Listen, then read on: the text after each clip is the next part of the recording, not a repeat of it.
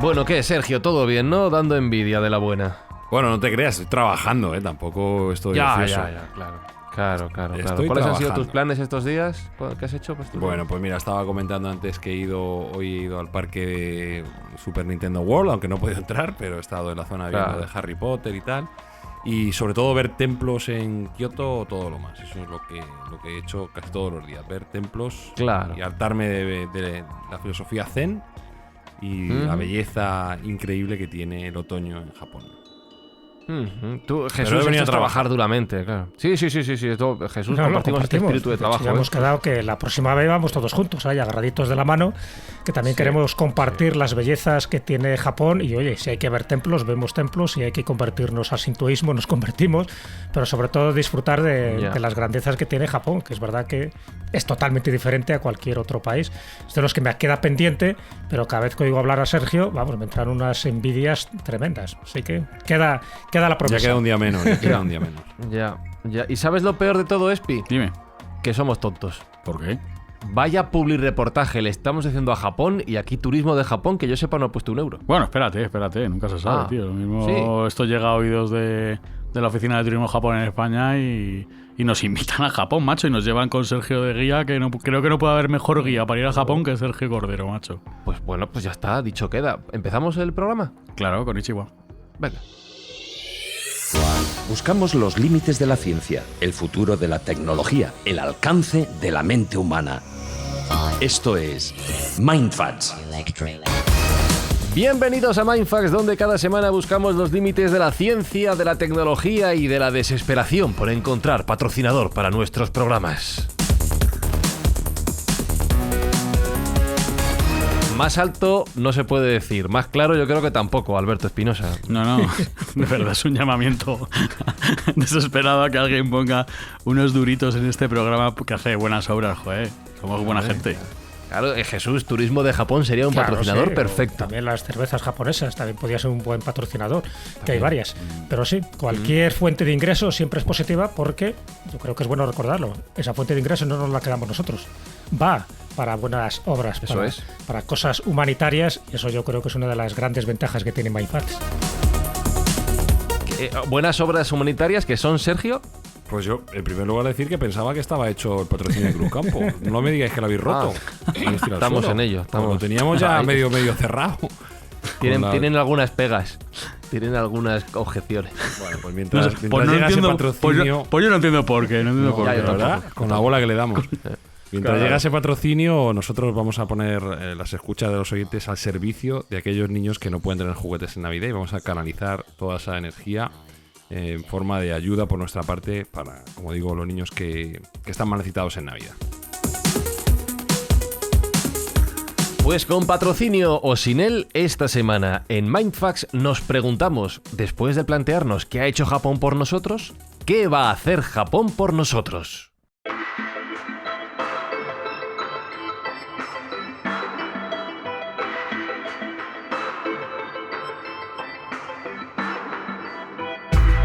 Hoy vamos a centrar el tiro en tecnología, en los avances que este país nos va a aportar al resto del mundo en los próximos años, en las próximas décadas, pero como ya decíamos en el programa anterior, Jesús, Japón tecnológicamente es muy conocido y muy reconocido por sus aportaciones al mundo de la robótica. Algo que podemos encuadrar quizá en el siglo XX sobre todo, pero ahora es cuando me gusta decirte eso de pero y tú continúas la frase. Pero nos podríamos ir a siglos anteriores. Pero no habría que hablar de robótica, habría que hablar más de autómatas, ¿no? Que yo creo que sería un poco la palabra más precisa, o más bien dispositivos mecánicos, en fin, muñequitas que se hacían en el periodo Edo. El periodo Edo fue uno de los periodos más fructíferos que hubo en Japón, un periodo de pacificación, que estamos hablando desde 1603 hasta 1868. Es decir, que ya en el siglo XVII había unas muñequitas que tiene un nombre además muy llamativo, que son los karakuris.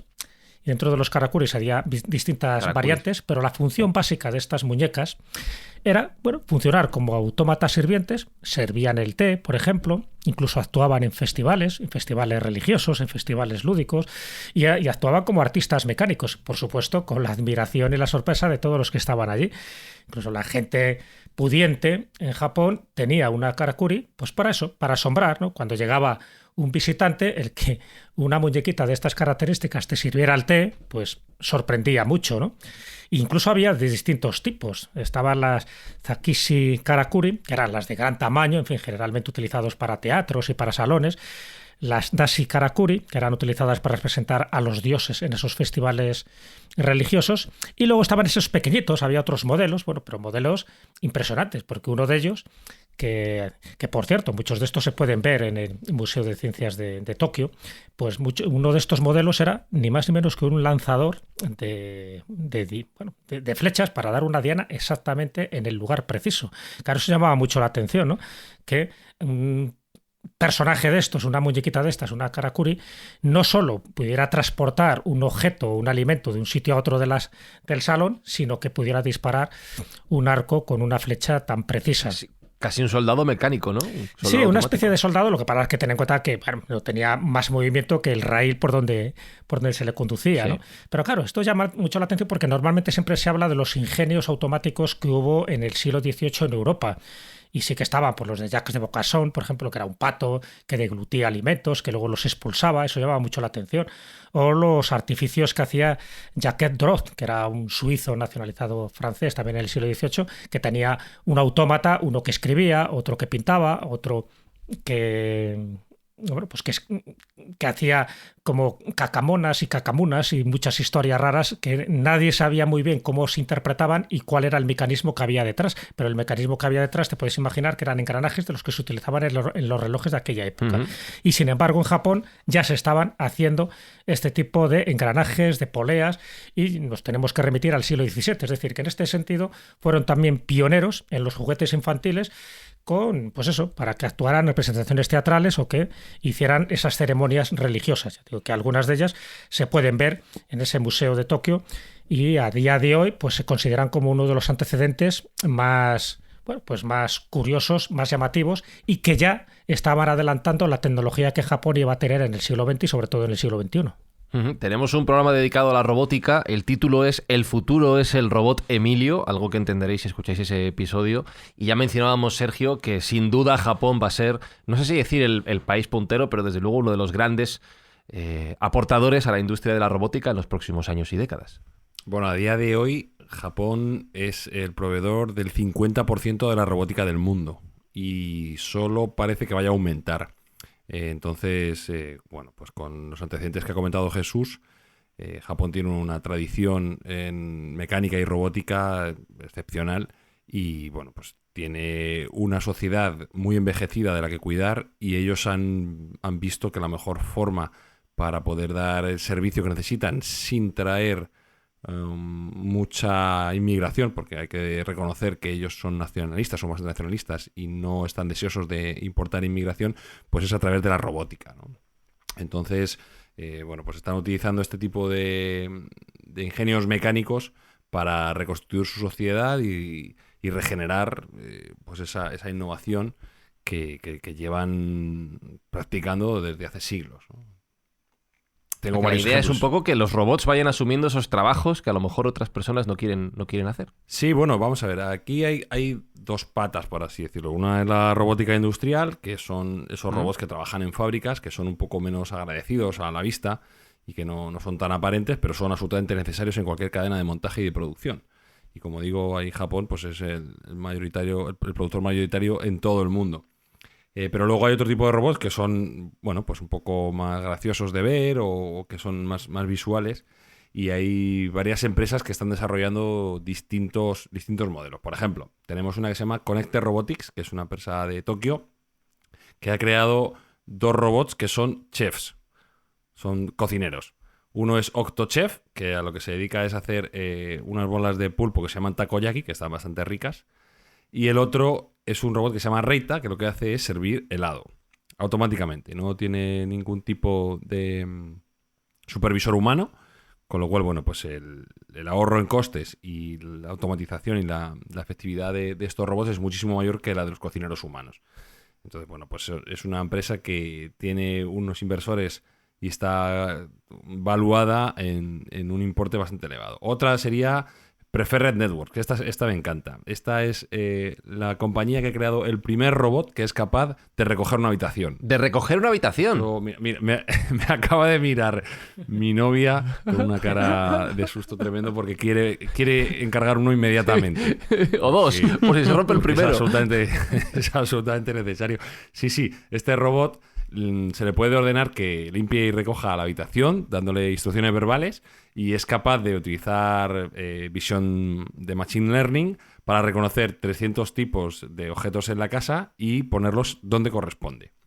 Entonces, tiene una evaluación de 2.000 millones de dólares porque promete cada robot revolucionar el mundo y la convivencia en muchísimas casas. Qué bárbaro, qué bueno. Sí. Uno de los robots que podemos ver más en el día a día en Japón es el robot Pepper, que es un robot que está producido por la empresa y el conglomerado SoftBank, que recordemos que es el conglomerado de Masayoshi Son, que bueno, pues tiene intereses y tiene parte en Uber, es dueño de la propia compañía SoftBank, que es un proveedor de internet de los más importantes de Japón. Y junto con el banco HSBC, pues crearon este robot que sí que sería el típico robot cute, ¿no? El típico robot kiwai que llaman aquí, que es como bonito, así como muy amistoso, muy amigable, que te habla con palabras dulces, tiene como una tableta en el pecho y te puede dar instrucciones. Y si entiendes japonés, pues en muchísimas, creo que en todas las tiendas de SoftBank es el primero que te atiendes. Es que sería como el recepcionista que tienen en la puerta, donde él te pregunta qué es lo que quieres y bueno, pues con tu respuesta te redirige a un departamento u otro. Y la gracia que tiene este robot es que en principio él es capaz de entender las emociones. Sabes si estás triste, contento, enfadado, etc. Eso viene muy bien para un banco, sí. Sí, bueno, no creo que nadie vaya muy contento al banco. Muy enfadado, claro. Ni Hacienda tampoco. Claro, bueno, exactamente, ni Hacienda tampoco. Y por último, por poner otro ejemplo más y no dilatarnos muchísimo en poner ejemplos de robótica, quiero dar 2 datos de cómo se puede utilizar la robótica para mejorar el tejido social, ¿no? Cómo podemos mejorar nuestra sociedad a través de la robótica. El primero sería la empresa Parotherapeutic, que lo que ha hecho es un robot interactivo especialmente diseñado para los ancianos. Como he dicho, la población de Japón es una población muy avejentada y que tiende a ser cada vez más mayor porque tiene una capacidad de índice de natalidad muy baja. Y lo que han hecho estos señores de Parotherapeutic es un robot que tiene pinta de peluche y es como una foca, adorable así y muy entrañable, y que responde a la voz de su amo y a las interacciones que se puede hacer como caricias, como abrazos, etc. Y parece ser que está demostrado por datos que ayuda muchísimo en los sentimientos de demencia, en la demencia que puede aparecer en edades más avanzadas y en los sentimientos de soledad, para evitar la soledad de estas personas mayores. Incluso está conectado también con terapeutas para poder entender si el anciano necesita algún requerimiento médico importante. Digamos que este peluche pues se podría chivar de los problemas que puede tener. Es como meter un médico encapsulado dentro de un peluche.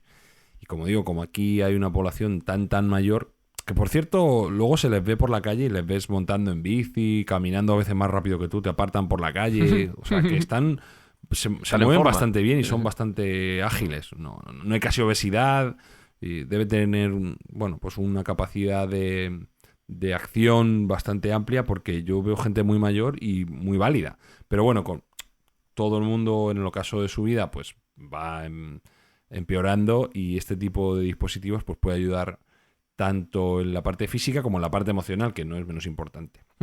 Y por último, destacar la empresa Telexistence, que me parece que tiene también una función social bastante interesante, y es que están utilizando robots que son teleoperados por gente con discapacidad. Y están siendo teleoperados en varios restaurantes. Los robots hacen de camareros, no son robots autónomos de por sí mismos, sino que son la representación de un señor o señora discapacitado que está teleoperándolo desde la distancia, ya que bueno, pues ellos están impedidos y no tienen esa movilidad. Y eso me parece pues una forma de darles una valía a esta gente que socialmente muchas veces se ven apartados por sus discapacidades, que puede ser muy valioso para cualquier sociedad, ¿no? Entonces aquí en Japón ya lo están utilizando de este modo y me parece que al final utilizar la tecnología en este sentido, más allá de ver series en Netflix y mirar el teléfono a todas horas, pues puede ser un síntoma de que la sociedad todavía tiene salvación. Mira, hay un dato también a favor de Japón, porque cuando hablamos de la robótica, evidentemente hay que hablar del siglo XX, ¿no? Y el primer robot humanoide surge también en Japón, estamos hablando del año 1928, en Osaka, y además por la coronación del emperador Hirohito en aquel momento, ¿no? Y aquello fue una revolución, porque si es verdad que hemos hablado antes en el siglo XVIII de que había autómatas androides, ¿no?, que pintaban o que escribían, no estamos hablando de una figura completa, sino de un busto de 3 metros, ni más ni menos, que se hizo precisamente pues un poco como crítica a la obra de teatro que se había publicado unos años antes. Estoy hablando de la obra de teatro Rur, escrita por Karel Čapek, un checo, que por vez primera aparece la palabra robot, que ya lo hemos comentado alguna vez cuando hemos hablado de las novelas de anticipación. Bueno, pues esta obra de teatro, Rur, se estrena en 1921, luego se hacen distintas versiones.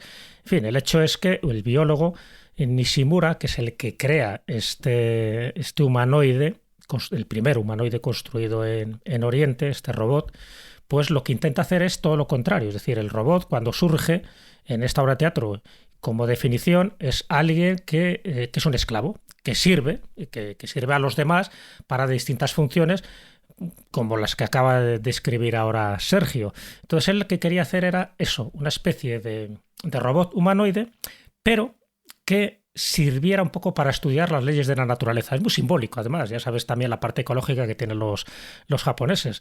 De hecho, antes he recomendado que se vaya al Museo de Ciencias Nacionales de Tokio, pues para ver a estas karakuris. Bueno, pues en este caso habría que ir al Museo Nacional de Osaka, que desde el año 2008 se muestra una réplica basada en este primer diseño, porque ese primer diseño desapareció en una de las giras que se hizo en Europa y en concreto en Alemania. Bueno, básicamente el Gakutensoku, que es como así se llamaba este primer... Vaya nombre. Sí, Gakutensoku, que significaría eso, ¿no? Algo el que estudia las leyes de naturaleza. Es muy llamativo. Yo he visto fotografías, ¿no? Y las fotografías son sorprendentes, porque claro, ves un busto de 3 metros de altura en una especie de mesa. En la mano derecha tiene una flecha que actuaría de pluma y en la mano izquierda tiene algo parecido a una lámpara, ¿no?, que emite luz. Bueno, pues lo que ocurría es que cuando la gente se acercaba allí y le hacía una pregunta, este robot cambiaba de expresión.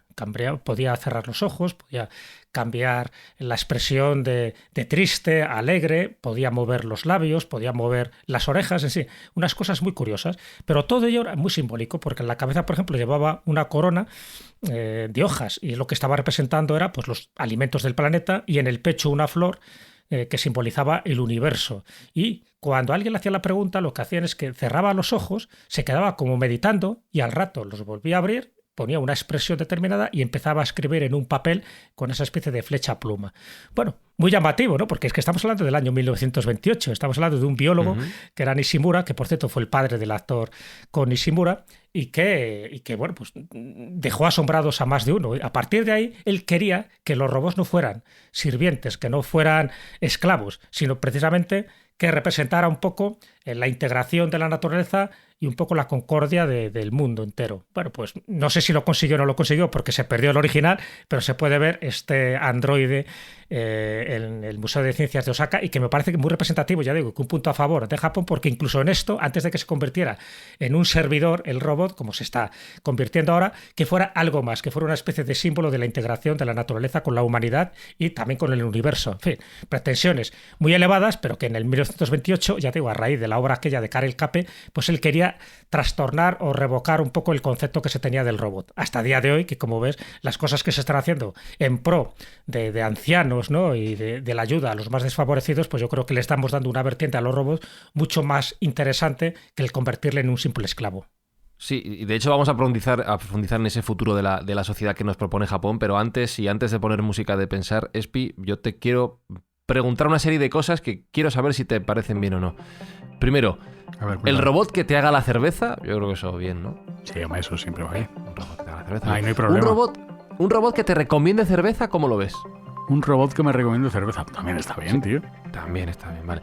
Un robot que te sirva la cerveza al otro lado de la barra, ¿cómo lo ves? Sí, también, me vale, también. También, o sea, fuera el camarero, vale. Claro, el futuro humanista del que hablaba Jesús es un robot que se beba la cerveza por ti. Eso no. Eso no, eso no. Hay límites. Vale, vamos a hablar. Vamos a hablar. Eso no. Sube.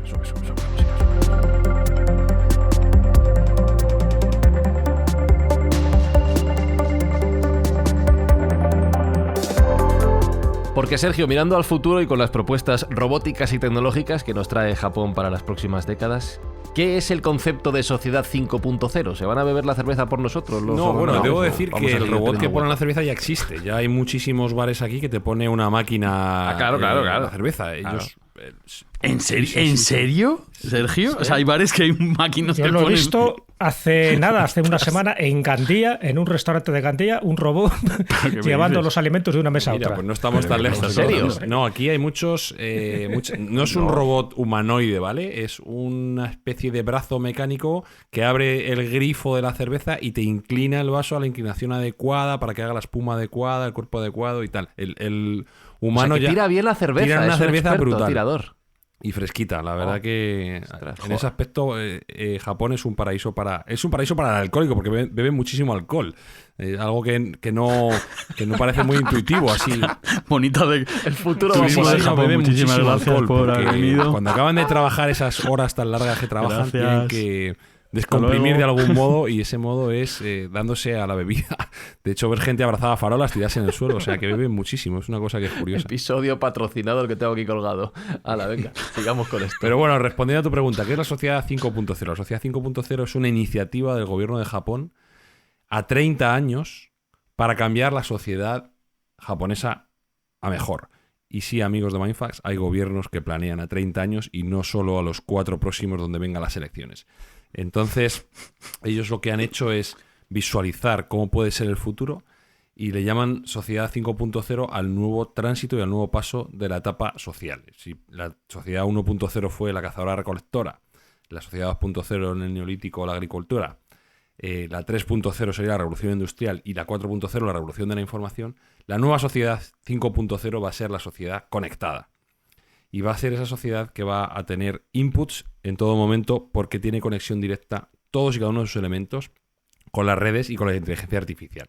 De tal modo que van a poder mejorar tanto la economía como la sanidad como el transporte, que son los pilares básicos en los que Japón quiere reforzar. Y bueno, pues me parece un plan muy interesante que tiene un desarrollo muy largo que no nos daría tiempo a comentar, pero básicamente lo que viene a preparar es a la sociedad para esa interconexión con el Internet de las cosas y con la inteligencia artificial, de tal modo que todo sea con mucha menos fricción y tanto la economía como la vida de los integrantes de la sociedad de Japón sea muchísimo mejor. Y bueno, pues es tremendamente interesante. Pero en ese futuro y en alguno de los aspectos que comentas, ya hablamos en el episodio anterior de los avances, por ejemplo, en el mundo del transporte que Japón ha aportado, hablamos del tren bala, hablamos del motor de hidrógeno para coches, pero sí que hay partes que son muy interesantes. Por ejemplo, uno de los grandes problemas que estamos afrontando actualmente en Europa y en buena parte del mundo, que es la obtención de energía. Y ahí Japón tiene propuestas bastante llamativas. Bueno, Japón no es ajeno a los problemas energéticos. Ellos no tienen una cantidad de materias primas estándar, por así decirlo. Por ejemplo, no tienen casi acceso ni a gas ni a petróleo, tienen que importar, con lo cual lo que tienen que aplicar es el ingenio para poder obtener fuentes de energía renovables en la medida de lo posible y que sean capaces de colmar sus necesidades, que no son pocas porque es una sociedad muy energética. Entonces, es una sociedad que está apostando mucho por la energía de fusión nuclear. Ellos pertenecían al consorcio ITER, que es ese consorcio internacional que está buscando por fin esa fusión nuclear. Ya eran punteros en la fisión nuclear, pero bueno, ya sabéis todos que el desastre de Fukushima cambió un poco el pie y el ritmo del desarrollo de ese tipo de energía nuclear.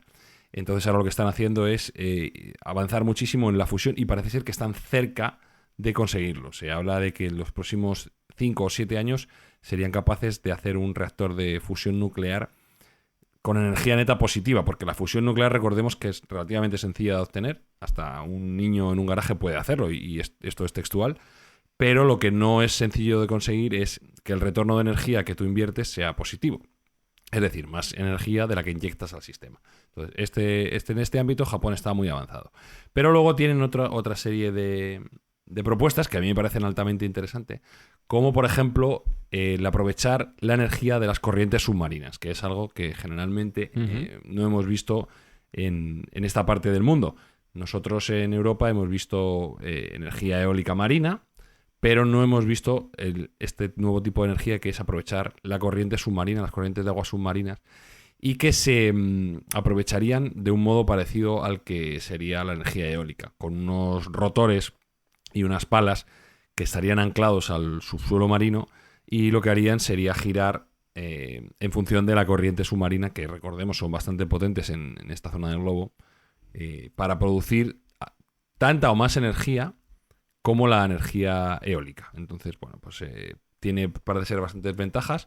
Las corrientes parece ser que son más estables que la propia energía eólica, con lo cual, bueno, ya han desplegado diferentes proyectos pilotos, y podremos poner alguna foto, creo que en el canal de Twitter, donde se ve que son como una ala de avión, donde tiene unos rotores de palas, y se va viendo cómo la corriente va pasando por ese rotor y lo va girando, va haciendo que se genere esa energía. A mí me parece eso tremendamente interesante, en tanto cuanto es una energía renovable 100%, libre de CO2, y que estamos a día de hoy desaprovechando. Entonces, bueno, me parece que todas las iniciativas en esa línea pues son bienvenidas. Y aquí en Japón pues se está proponiendo. Así también se está proponiendo el mejorar la energía fotovoltaica. Japón fue uno de los impulsores principales en las tecnologías fotovoltaicas. Todo lo que tenga que ver con silicio, pues Japón siempre ha estado ahí. Y recordemos que uno de los problemas que tiene la energía fotovoltaica convencional son las pérdidas térmicas. Cuando hace calor por el sol, la placa fotovoltaica pues produce menos energía. Lo que han hecho en Japón es solventarlo mediante la instalación de esas placas fotovoltaicas solares en el mar, de tal modo que el agua refrigera directamente la propia placa fotovoltaica, obteniendo una eficiencia mejor, y además no tiene el problema de la huella en tierra, porque otro de los problemas que tienen en Japón, y como veis es un país que tiene muchos problemas, por eso tienen que reinventarse, en cierto modo, como decíamos otro también, en un poco conexión con Israel, el 80% del territorio japonés es inhabitable por ser montañoso. Entonces ellos no tienen muchísimo espacio para habitar y muchísimo espacio para implementar infraestructuras, con lo cual hacer granjas solares en ese espacio pequeño que les queda pues sería muy gravoso para ellos. Lo que han decidido es, como mar sí que tienen todo lo que quieren, es una isla que está absolutamente rodeada por todos los sitios de muchísimo mar, pues nada, nos llevamos las placas solares flotantes al entorno marino y las refrigeramos con el propio agua del mar y obtenemos una eficiencia todavía mayor. Con lo cual, bueno, pues me parece un posicionamiento genial y que debíamos también nosotros como península plantearnos el copiar, ¿no? Porque también es cierto que cuando vas en el coche, no sé si os pasa a vosotros, que a veces ves esas granjas solares, esas infraestructuras tan grandes y es un poco feo, ¿no? Es estético, ¿no? Verlo. Entonces, bueno, pues quitarlo de en medio. Y las eólicas también, la verdad. Sí, las eólicas también, sí. Pues deberíamos plantearnos el moverlo a unos sitios que sean menos visualmente impactantes y que hagan el entorno un poquito más agradable. Y aquí ya lo están haciendo. Esto en cuanto... Oye, una pregunta que a lo mejor es absurda. Pero ellos que son una región sísmica por excelencia, que están ahí sometidos a terremotos de manera continua, ¿no han buscado una forma de aprovechar energéticamente esa sismicidad, por ejemplo? Pues mira... La gente que es muy ingeniosa. Yo sé que tienen algunos experimentos con energía geotermal, porque aquí hay, como tú bien dices, Japón está en una zona sísmica brutal y de ahí los problemas que tienen también con movimientos de tierra e incluso tsunamis, como ya sabemos. Pero no es algo que se haya implementado. Al igual que en los países nórdicos de Europa sí que hay estaciones geotermales que funcionan con frecuencia y que proporcionan una parte importante de la energía. Aquí en Japón no. Aquí no lo utilizan básicamente, esa energía y ese calor lo utilizan para bañarse, lo que llaman ellos los onsen, ponen ahí unos balnearios y es muy típico que cada región tenga los suyos y van allí a meterse en el agua caliente y a utilizar esas aguas sulfurosas que tienen también ventajas a nivel estético y de la piel. Dicen que son mineromedicinales en cierto modo y que son curativas. Pero no, a nivel energético, que yo sepa al menos, no utiliza. Imagino que por inestable, porque no tiene a lo mejor la estabilidad suficiente o no tiene la capacidad energética lo suficientemente elevada que ellos requieren. Porque pues, es cierto que es una sociedad muy derrochadora en energía. Tú vas por la calle y ves absolutamente todo iluminado, neones, pantallas, y requiere muchísima energía. Esa energía, de algún modo, igual la geotermal que podrían obtener de esas fallas sísmicas no sería suficiente o sería muy cara el implementarla. Y hablabas de la explotación de los recursos, de la falta de tierras aprovechables para habitar allí en Japón a pesar de la extensión que tienen de montañas, y en ese sentido también, en cuanto a la obtención de esos recursos, apuestan mucho por la obtención de tierras raras. ¿Para qué va a servir esto? ¿Qué importancia va a tener en las próximas décadas? Bueno, ya sabéis que las tierras raras son aquellos minerales que se utilizan sobre todo en la producción de microcomponentes eléctricos y todo tipo de dispositivos electrónicos. Y quien es el líder mundial destacado en la obtención de tierras raras es China. Porque, bueno, por la lotería orográfica, pues allí cayeron los depósitos de tierras raras y son ellos los que manejan casi en monopolio toda la exportación de tierras raras y de esos materiales para el resto de países, con la ventaja geoestratégica que eso proporciona y la debilidad para aquellos países que son receptores, como por ejemplo Estados Unidos o Japón, que deberían estar siempre en la cola rogatoria a China para recibir esos materiales. Bueno, pues Japón también ha visto una ventana de oportunidad para no tener que depender de China ni de otros terceros países en la extracción de tierras raras en el manto submarino. En la parte submarina parece ser que existen esas tierras raras al igual que en la Tierra, y en la zona, digamos, alrededor de Japón, pues hay yacimientos de tierras raras en suficiencia para no tener que depender de ningún otro país durante los próximos 100 años. Y es que el mar, como ya lo hemos comentado en muchas ocasiones, es un gran desconocido. Nos puede ofrecer muchísimas soluciones que no tenemos ni siquiera planteadas. Ya hemos dicho muchas veces que se conoce mucho mejor la Luna que el lecho submarino.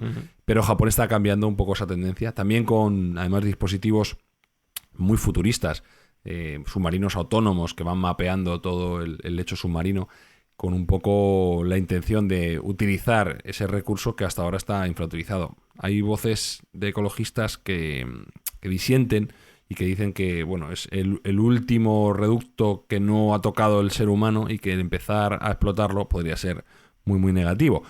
Pero es cierto que, bueno, pues aquí tiene una visión utilitaria y lo que van a hacer es utilizar en cuanto puedan ese mineo de tierras raras y de materiales como el oro, que, como dato, decir que el 20% del oro y de la plata mundial lo utiliza Japón en todos sus microcomponentes, en todos esos chips y en todos esos dispositivos que fabrican. Entonces están muy necesitados de todo ese tipo de materiales y los van a obtener del manto submarino.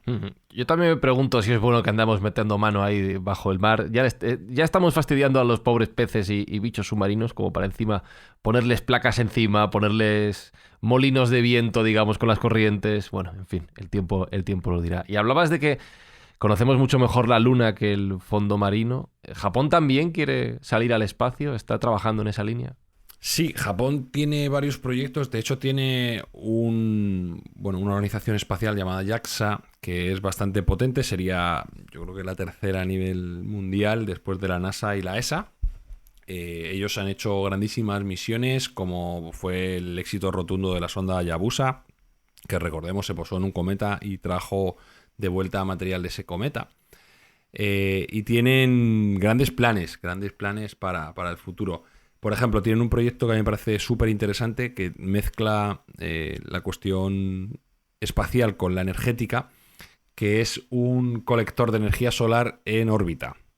¿Vale? El concepto sería Si podemos obtener energía fotovoltaica en la propia Tierra, pero esa energía viene muy limitada porque la atmósfera como tal y las nubes, etcétera, pues limitan la capacidad colectora de energía fotovoltaica, ¿por qué no nos llevamos la colección fotovoltaica al espacio? O sea, poner placas en el espacio, que estén flotando. Poner placas en órbita, sí, en el espacio. Hacer estaciones de recolección de energía fotovoltaica en el espacio. Y luego enviarlas por satélite, desde ese satélite, por microondas, a estaciones en la Tierra, donde habría muchísimas menos pérdidas.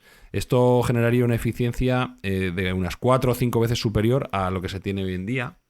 Y claro, ahí ya sí que no hay ningún tipo de inconveniente a nivel estético a día de hoy, y no hay ningún inconveniente a nivel de limitación de capacidad de terreno. Puedes poner un colector solar de las placas que tú necesites y sería siempre mucho más eficiente. Tendría la ventaja además de que estaría produciendo 24 horas al día, no como ahora, que bueno, estamos limitados a las horas de luz que tenga, y ahora, por ejemplo, el invierno pues es bastante menor.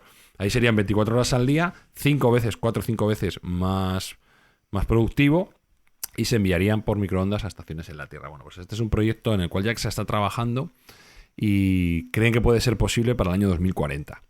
A mí me parece algo también que sería absolutamente rompedor, obtener una energía tan limpia y tan abundante como puede ser la energía fotovoltaica de un modo mucho más eficiente del que estamos teniendo ahora. Qué barbaridad, la verdad. Y es que también están innovando en proyectos un poco más ambiciosos, como puede ser viajes interestelares y viajes más allá de nuestro sistema solar, ¿no?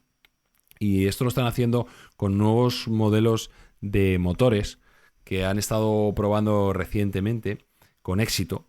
Y el motor que están utilizando o que han estado probando se llama el motor rotativo explosivo, que parece ser un anillo en el cual someten a determinados componentes a energía y tensión electromagnética, de tal modo que da una eficiencia para la propulsión de 100 veces superior a lo que tenemos actualmente.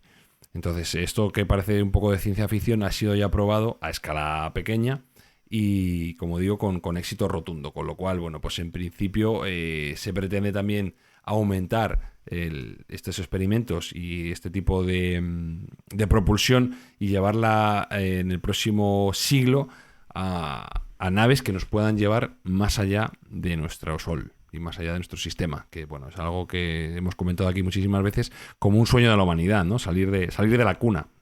Bueno, pues con este tipo de dispositivos que se están planteando y con esta ingeniería desde Japón, pues es un modo más de los que podríamos salir y escapar de nuestra casa, que bueno, pues tiene un interés, como hemos dicho muchas veces, para la humanidad, aunque sea como despertar de la curiosidad de qué hay más allá, y aunque sea como backup para el caso probable de que estropeemos nuestra propia casa y nos tengamos que mudar. Jesús. Oye, una pregunta, Sergio.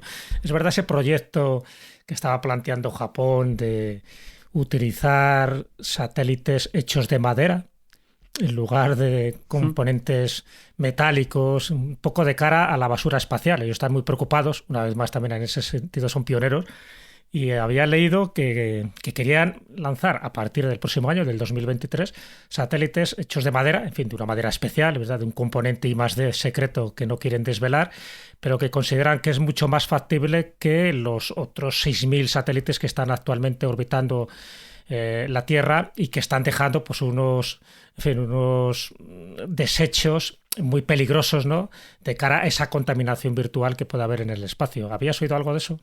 Pues la verdad es que no, pero no me extraña tampoco nada, porque aquí el uso de la madera es también muy común. Cuando uno va a los templos, pues se maravilla de cómo muchos de ellos están construidos solo con madera, sin ni siquiera clavos, ni ningún tipo de argamasa, ni nada de nada, es solo madera encajada. Entonces, esa maestría que tienen desde hace más de 1500 años, llevada a un punto tecnológico actual, no me extrañaría en absoluto que pudiera ser una salida para ese material tan valioso que nos ha acompañado desde el inicio de los tiempos. Yo no tenía constancia, pero no me extrañaría en absoluto. Podría ser algo que estuviera dentro de la lógica y dentro de su capacidad, sin duda alguna. Me ha encantado el término que ha usado Jesús de contaminación virtual. Y hablando de ese mundo virtual, ¿Qué tiene Japón preparado para el Internet 5, 6, 7.0, para el futuro de nuestros ordenadores? Todo lo que viene por ahí.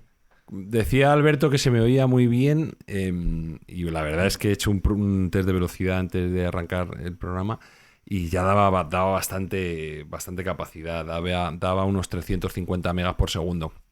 Pero en un hotel. En un hotel, sí, que suele ser 2. En un hotel. Sí, pues nada más. Aquí te dan 10 como muchísimo. Pero claro, eso palidece un poco en comparación con lo que tiene preparado NTT, que es la principal operadora de datos aquí en Japón, que ha roto todos los récords de velocidad con 312 teras por segundo. ¿Teras? 312 teras por segundo. Teras por segundo. Son 312.000 más o menos. Para que se haga una idea, claro, el oyente medio, una conexión, yo creo que en España la conexión más bestia que puedes comprar igual son 1 giga a casa. 1 giga, sí. Dentro del estándar de consumidor. Sí. Pues esto sería 312.000 veces más de lo que se puede comprar a día de hoy.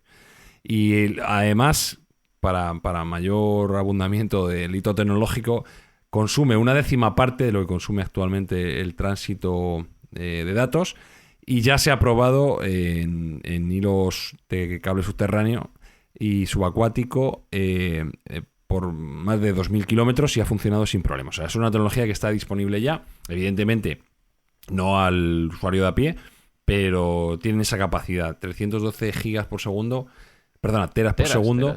Que claro, es que se me bailan las cifras porque me parece tan increíble que te llegan los archivos ayer. Sí, es que es tremendo. O sea, no sé lo que tardaría. No sé qué puedes mandar por 312 gigas por segundo. No sé si todo el internet sería un segundo. Absolutamente todo lo que hubiera en internet en unos segundos lo podría mandar. No sé exactamente. Pero vamos, desde luego es una velocidad abismal y eso hace que, bueno, pues que la infraestructura, quizá el hito como tal, no sea solo la velocidad, sino el ancho de banda que se va a preparar para funcionar por todo el país y todos los servicios que puede traer de telepresencia, de Internet de las cosas, de realidades virtuales, metaversos, pues todo eso lo tiene que soportar una infraestructura de este estilo y ellos ya están preparados, con lo cual están más que listos para dar el salto a la siguiente generación de Internet, que probablemente vaya en conexión con esa sociedad 5.0 del Internet de las cosas asociada a inteligencia artificial y todos conectados en todo momento, como una extensión de nuestra propia conciencia, y la infraestructura la tienen, la autovía la tienen, por así decirlo, con lo cual, bueno, pues solo hay que poner los vehículos en esa autovía. ¿Qué te parece, Espinosa? Volviendo al ejemplo de antes, tu cerveza va a estar conectada a Internet también. Bueno, eso no me hace falta. Eso podemos prescindirlo. Oye, el contenido de este programa, yo no sé si a Turismo de Japón le interesaría. Yo creo que ha quedado bien, ¿no? Buen avance de lo que viene. Es que esto último que ha contado Sergio me parece increíble. Sí, o sea, es como si estuviéramos el resto de la edad de piedra. Sí, o sea, es loquísimo. Bueno, si a eso le sumas además que son punteros también en supercomputación, ellos suelen estar en la lista el primero o el segundo de los ordenadores más potentes del mundo, de los superordenadores. Y ahora mismo ciertamente no lo es, porque el primero de la lista es un ordenador que está en Estados Unidos, pero en los últimos 20 años el 80% del tiempo ha estado un ordenador japonés, un superordenador japonés, como primero de campeón de computación en el mundo. Además que sí, el primero de la lista creo que es uno de IBM. Esta noticia la he leído yo hace poco, o la he visto. IBM no ha es superado, IBM, ha superado al de Google. No, creo que es de HP, el primer... hablamos de computación clásica, no cuántica. El primero de HP actualmente y hasta hace unos meses era uno de Fujitsu que se llamaba Fugaku. Fugaku es el nombre cariñoso que se le da al monte Fuji. Y bueno, pues le llamaron Fugaku a este ordenador, que tenía una capacidad brutal de, creo recordar que eran 450 petaflops. Y lo iban a llevar al exaflop, que bueno, otra vez más estamos hablando de cifras que se nos escapan de la cabeza y que pues sería pues como cientos de miles de millones de ordenadores de sobremesa conectados. Y se utiliza para predecir terremotos, para predecir el tiempo que va a realizar, porque también recordemos que Japón está sometido a tifones y huracanes bastante potentes. Entonces se utilizan este tipo de supercomputadores para predecir lo que va a pasar en cuestiones de desastres naturales. Además parece ser que con cierto éxito. Entonces, bueno, pues ellos siempre están punteros en la capacidad de computación tienen el récord absoluto en Internet y bueno, es una sociedad que está tecnificada al extremo y no les va mal, porque realmente es una sociedad que demuestra que abrazar la tecnología, lejos de quitar puestos de trabajo, como muchos piensan, lo que hace es que el sistema sea mucho más eficiente, la gente gane más dinero especializándose en términos y en técnicas mucho más avanzadas. Entonces vemos una sociedad mucho más tecnificada, mucho más sana y mucho más afluente, con un nivel económico elevadísimo. Y llama mucho la atención, por ejemplo, para un español que llega aquí, que puedes comer en la mayoría de los sitios por 8 o 9 euros de una manera fenomenal, que para ti es poco, pero claro, teniendo en cuenta que un japonés gana como el triple de media, estoy hablando de media, que un español pues es casi nada para ellos. Entonces la renta disponible es muchísimo más alta de la que tenemos nosotros, porque esa sociedad ha permitido que la gente gane más dinero y a la vez gaste menos. Dice Sergio lo que nos sorprende allí, Jesús, cuando vamos los españoles a Japón, pero anda cómo se lo pasan los japoneses cuando vienen a España, ¿eh? Anda que no lo disfrutan. Anda, está el típico cliché del japonés haciendo fotos, pero y anda que no llevan tiempo viniendo por aquí, que les gusta Españita, les gusta. Pues desde el siglo XVII, ni más ni menos. Con una embajada famosa que hubo y que Corea del Río pues les tiene en gran admiración y además con un legado que dejaron, porque parece que unos cuantos samuráis que se quedaron aquí en esa embajada comercial pues generó que actualmente casi 700 vecinos lleven el apellido Japón. Por cierto, ya sabéis que hay una película que se llama Los Japón, con Dani Rovira, donde cuenta, en plan gracioso, pues un poco toda esta historia. Bueno, ese árbitro de fútbol que se llamaba Japón-Sevilla. Claro, sí, pues bueno, era uno de ellos, sí. Claro. Y el equipo de rugby de Corea del Río, porque aquí es donde se asentaron mayoritariamente, el equipo de rugby se llama los Samuráis. O sea que hay varias cosillas que indican ese legado japonés desde el siglo XVII. En la fachada del Ayuntamiento de Corea del Río hay colgada una bandera de este país. Cada año, el 15 de agosto, celebran la ceremonia japonesa del toro Nagashi, que van colocando como una especie de luminarias en el río Guadalquivir, representando un poco, simbolizando a los muertos que ha habido en el año anterior. En fin, cantidad de cosas de este tipo que son muy llamativas. Incluso en el 2013, el entonces príncipe heredero del trono imperial de Japón, Naruhito, que ahora ya es el emperador, pues visitó la localidad, precisamente conmemorando esos 400 años desde que allí llegó Asekura Susenaga, que es el samurái que hizo una travesía comercial. Lo que intentó es ir a Sevilla, ir a Madrid, ir a Barcelona, pero sobre todo ir al Vaticano. Quería tener relaciones diplomáticas con el Papa de Roma de aquella época, no lo consiguió demasiado, y luego quería tener relaciones comerciales con Felipe III en aquel momento, pero sobre todo para comerciar no tanto con España, sino con Nueva España, ¿no? con México. Y tampoco lo consiguió porque hubo una especie de cambio radical en el Japón de aquel momento, y Japón ya no quiso admitir a más curas o a más frailes que fueran católicos, porque una de las condiciones es que les abrían las puertas a Japón para que fueran misioneros católicos para evangelizar. Aquello cambió radicalmente y a partir de aquel momento se empezó a perseguir a los cristianos.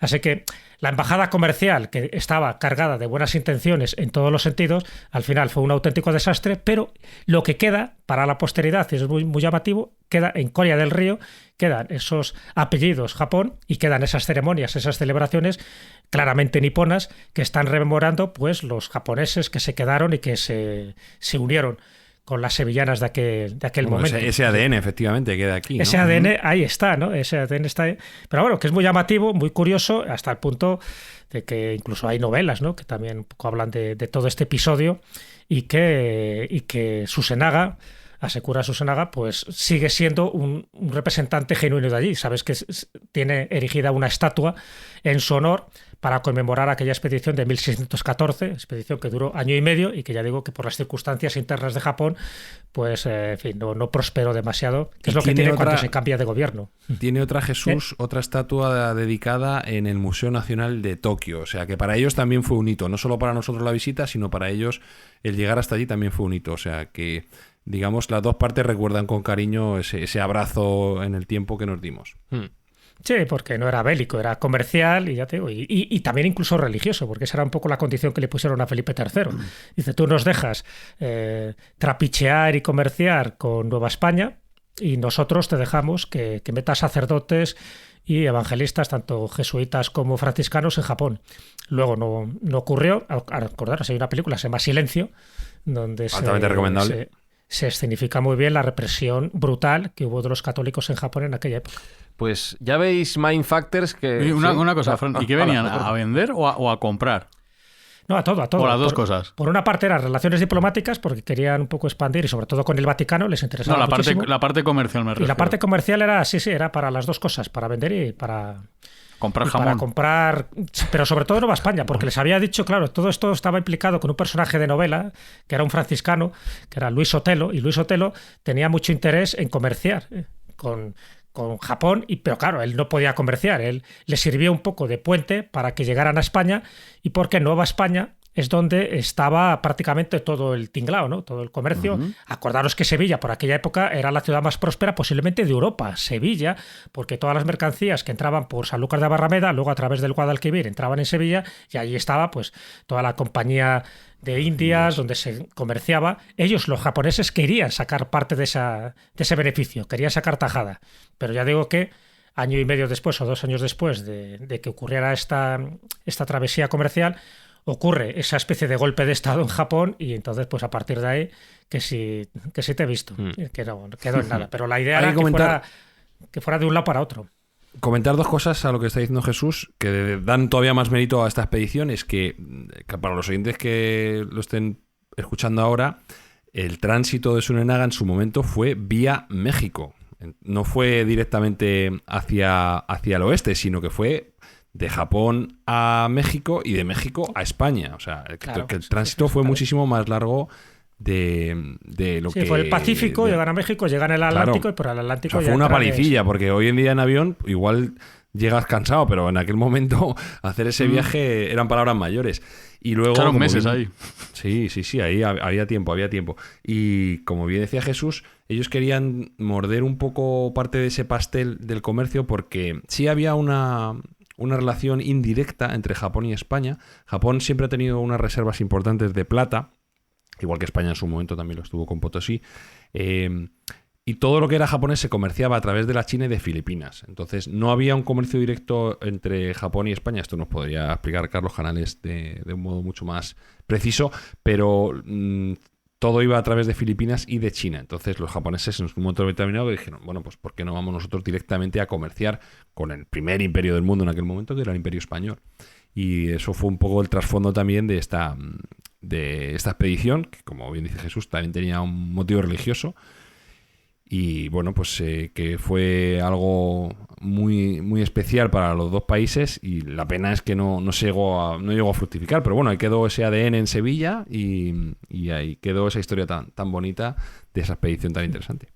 Uno de los mejores sakes que se produce en España, el sake ya sabéis que es ese licor de arroz tan popular en Japón, se produce precisamente en Corea del Río. O sea que Corea del Río se lo ha tomado en serio, y desde luego sí que esa reivindicación japonesa la llevan a gala prácticamente cada día, ¿no? Y sobre todo con esa fiesta especial del 15 de agosto, cuando aquí celebramos en el resto de España la Asunción de la Virgen, ellos celebran ese Toro Nagashi con esos farolillos luminosos, representando un poco los muertos que ha habido siempre en el año anterior. Curioso. Que será una de las festividades más curiosas de España. Tú que eres el máximo experto de esto, Jesús, en el mundo. Será una de las más... En España las hay muy raras. Lo que pasa es que dentro de las fiestas exportadas es de las más curiosas. De hecho, esto se empieza a hacer a partir de la Segunda Guerra Mundial, y se empieza a hacer para conmemorar los muertos que hubo en la Segunda Guerra Mundial. Fijaros que Japón por entonces eran como los malotes, los malos igual que los nazis, pero aún así Japón sí quiso un poco reivindicar también estos fallecidos, porque la mayoría, como bien sabéis, pues de los soldados iban al martirio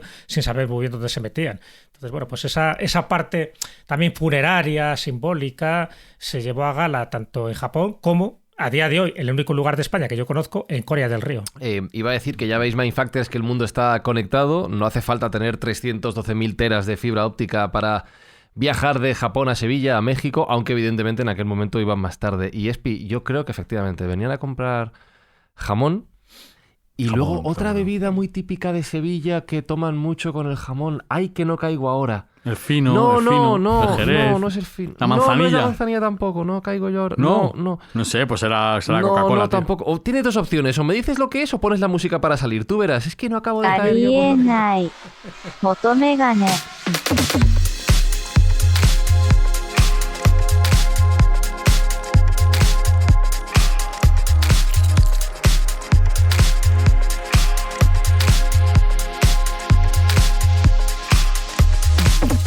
Que digo yo, Jesús, que si Turismo de Japón no nos patrocina este episodio, bien lo podría hacer el Ayuntamiento de Coria del Río. Anda, mira. Claro. Hombre, pues yo creo que sí, porque le hemos dado también a un buen palique, ¿no? Y una buena promoción, porque ahí siguen con su banderita colgada, la bandera de Japón. Sé que Corea del Río les lanzamos el guante y desde luego seguiremos hablando más de Corea del Río si tenemos algún patrocinio adecuado y un poco en función a la embajada de Tasunaga. O vamos a en su- Corea del Río a hacer un Mindfast. O nos vamos Claro que directamente sí. No, para hombre, allá, ¿no? claro, que yo, y si no iba a decir, Espi, que nosotros el objetivo es viajar a Japón. O sea, que sea quien sea que nos lo pague. También, ¿No? también. También, claro, está el patrocinio. Pues gracias, Jesús, una semana más. Nada, ha sido un placer. Como diría un japonés, konnichiwa. Chihuahua, y gracias, Espi, una semana más también. Arigato, sin más. Arigato. Y Sergio, que todo este dinero que nos paguen, recordamos que va a buenas. O sea, que no nos lo quedamos nosotros, que va a buenos fines, a buenas ideas. Bueno, tú acabas de decir en voz alta que lo que quieres es ir a Japón, en realidad, pero de momento. Sí, Fran, Pero bueno, de porque momento- ahí eso está un poquito. Es al principio De secundario. momento no te estamos dejando meter Ya. la mano en la caja de los No. bombones y lo estamos donando todo Sí. a las buenas acciones que nos gusta realizar. Y en esta parte de la temporada lo que hacemos es entregar juguetes a los niños que no los tienen. Entonces, ese es nuestro propósito y gracias a nuestros oyentes es lo que estamos haciendo. Y si los juguetes vienen de Japón, ¿podemos ir a por ellos? Como la Play 5, por ejemplo. Mira, no lo había pensado, Por es una ejemplo, buena idea. por ejemplo. Vale, pues ya está, todo cuadrado. Mindfactors, gracias por estar ahí una semana más. Nos vemos la semana que viene en Corea del Río, en Japón, o allá donde esté Sergio Cordero. Buen viaje, Sergio. Un abrazo, que vaya bien con Ichiwa. Mindfacts llega cada semana a tus oídos a través de Spotify, Apple Podcast, iVoox, Google Podcast o tu aplicación favorita. Búscanos en redes sociales. Somos Mindfacts. Cuando los motores mueven el mundo.